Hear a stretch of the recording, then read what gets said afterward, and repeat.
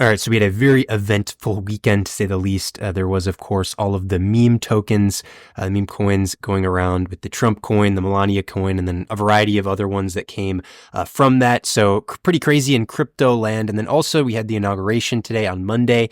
Plus today the market was off because of MLK Day. So a lot happening, which means market's probably going to be pretty volatile to start off the week tomorrow. The main ticker that I was looking at this weekend was Nvidia because of a couple of reasons.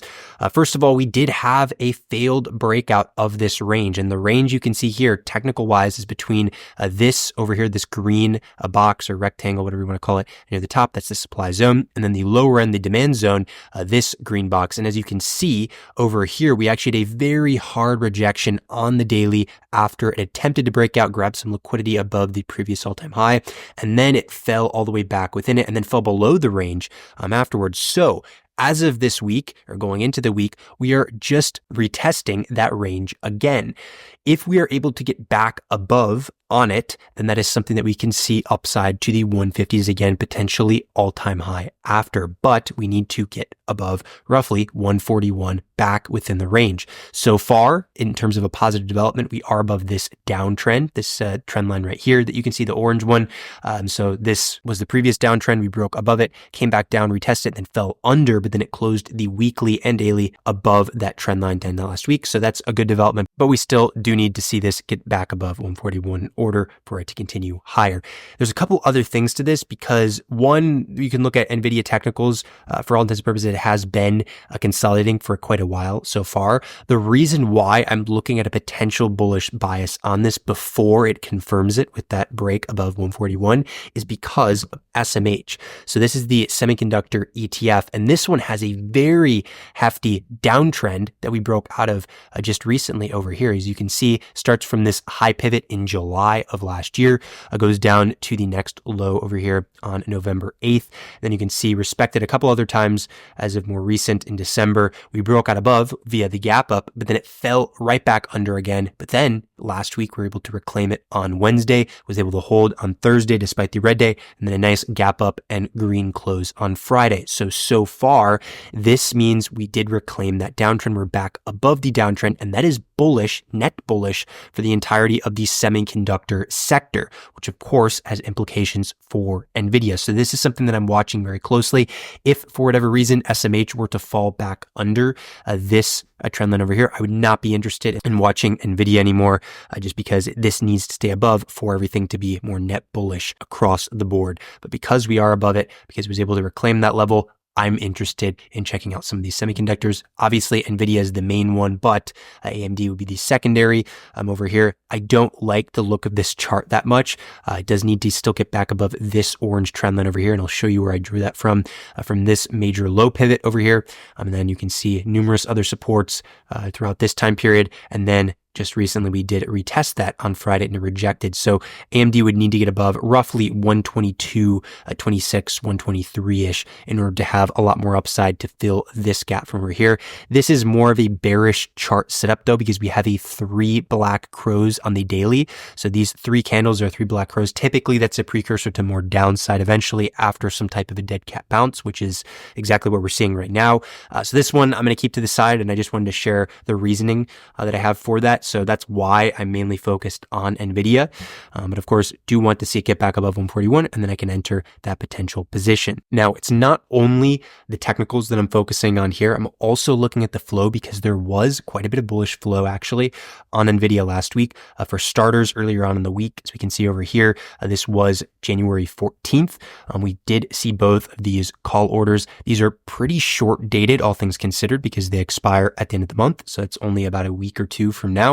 They did have an at the money strike at the time, quite a bit at the money, considering the spot price was 131, and these were fairly cheap contracts, $1.49 per contract, $1.14 per contract, and this total was over 1 million in premiums. So this is a highly unusual order. Both of them are in this case, so that's something that I am continuing to watch, and it's a good sign to see prints like this that were executed, of course, above the ask to show that urgency. And we saw a variety of other large prints. Put sell order over here for 1.2 million in premium, also a decent amount of contracts they had on that one. And then as we scroll up, we can see a lot more green, but these aren't the most directional. Same thing with the red, which, by the way, the red is mostly just call selling, likely monetization, or just people trying to collect premium on these call orders. So really nothing directionally bearish in terms of puts. And then as we go up, you can see over here, $7 million in premium for the 140 strikes, still out the money at the time that they bought this at 137.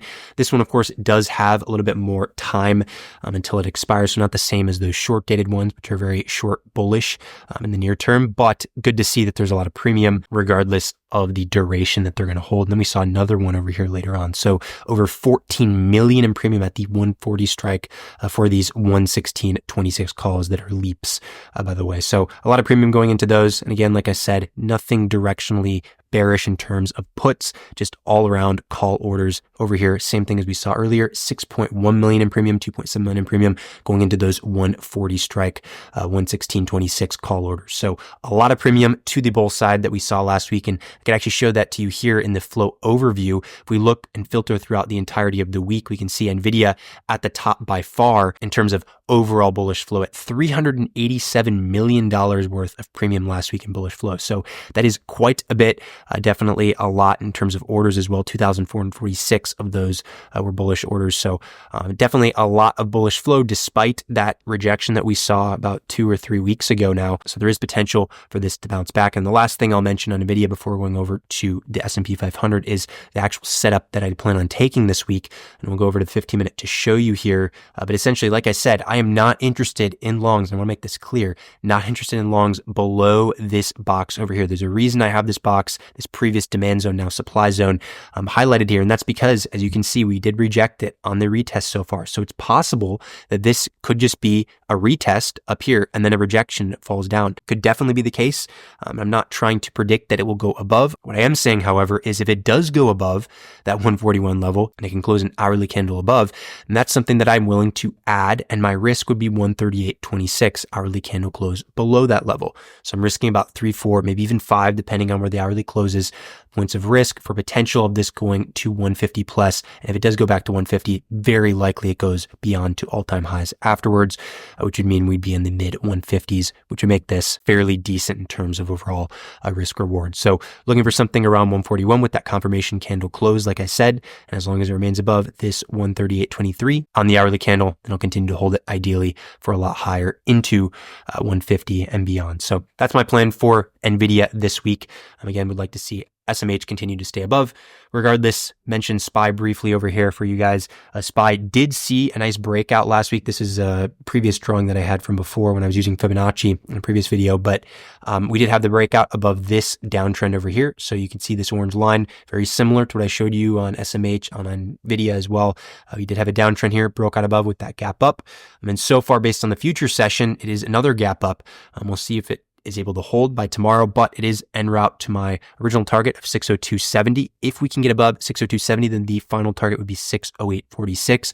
Above this level, we'll see a nice grind higher through all-time high, likely to around 615, 620. So these are the 3 levels to watch. 590.50, of course, the one I shared in the last video.